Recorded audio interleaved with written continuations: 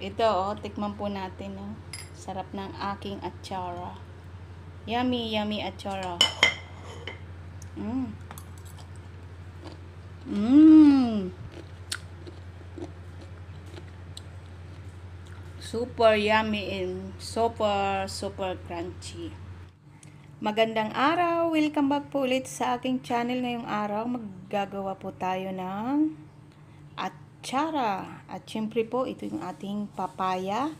Yung pinitas ko kila lolo. Mayroon po tayong siling haba, sibuyas, bawang, luya, bell pepper, green and red. At mayroon po tayong carrots para po maganda ang ating atsara. Ito na yung ating sangkap sa paggawa ng atsara. Ito po yung ating bell pepper, red and green, siling haba, carrots. Ito po yung ating bawang. Ito yung ating ginger or luya. At ito yung ating sibuyas. Ito na po yung ating papaya. Nilagyan po siya ng asin at kailangan po natin tanggalin yung kanyang tubig o yung katas ng papaya. At pagkatapos po ay huhugasan natin siya sa maligamgam na tubig para po maging crunchy o malutong ang inyong atsara. Ayan, kailangan po natin yan lamasin sa asin para po matanggal natin yung tubig ng papaya. At kapag may tubig na po siya, kapag nagtubig na po siya, kailangan nyo pong squeeze or pigain yung papaya para po matanggal yung kanyang tubig. At huhugasan po natin yan sa maligamgam na tubig. Ayan po, makikita nyo po dyan mamaya, may tubig na po yan. Ayan, nalamas na po natin yung ating papaya. Ayan po, nakikita nyo po may tubig na siya. So, pigain lang po natin. Ito yung katas ng papaya. Ayan po. At ito na yung ating papaya. So, itatapon lang po natin to. At ibabalik natin ang ating papaya. At huhugasan natin ng maligamgam na tubig. Ayan po. Pagkatapos nyan ay pipigain po ulit natin. Pigain lang po natin.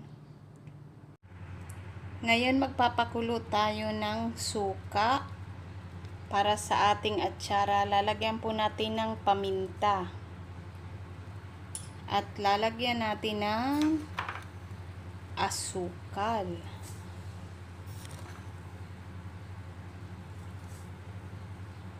Yan po ang ating asukal at suka. I-mix lang po natin.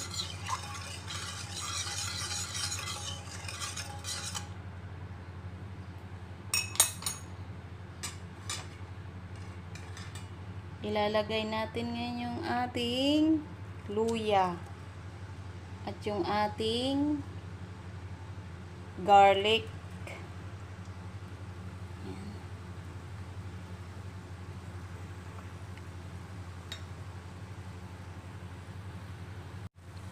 Ilagay natin yung ating sibuyas.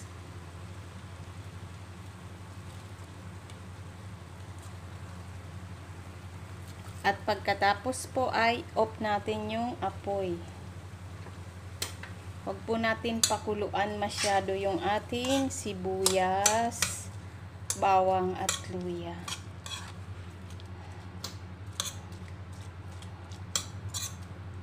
Then ilalagay na po natin lahat ng remaining na ingredients. I-mix lang po natin. Hayaan nating medyo mag-cool down bago ilagay yung ating papaya para hindi po maluto yung ating papaya. Niluto lang po natin yung ating suka. Kailangan pakuluin po yung suka bago ilagay sa papaya. Ayan po. Tikman lang po natin kung tama yung asukal. Maasim na matamis. Wow, sarap. Ganyan lang po kabilis gumawa ng atsara. Ngayon, ilagay na natin yung ating papaya. Habang mainit pa yung ating suka. Ayan po, para ma-absorb niya yung suka. Huwag nyo pong papakuluan ng inyong papaya. Ayan po. Ganyan lang po kabilis gumawa ng atsara. Napakaganda, napakakulay ng ating atsara. Yung nag-request po dyan ng aking papaya salad o yung ating atsara, ito na po yun. Sana may natutunan po ulit kayo ngayong araw. At syempre po, kung bago pa lang kayo sa aking YouTube channel, please don't forget to subscribe, like, and share po. At pakipollow na rin po ng aking Facebook page, Lorna TV at Lorna TV Cares. Thank you! Ayan po. Tikman po natin kung crunchy nga ba. Ayan po. Lutong. Ang sarap po, ang sarap. Ayan, may panghimagas na po tayo at pampaalis ng sawa kapag kumakain po tayo ng adobo. Ito na po yung ating napaka-crunchy at napakasarap na papaya salad or papaya atsara. Ayan. Ayan po. Ayan, lalagay na lang po natin dito sa bottle. Then, meron na po tayong pampatanggal umay sa adobo. Ayan, napakasarap po niyan. Tikman po natin, no? Sarap ng aking atsara. Yummy, yummy atsara.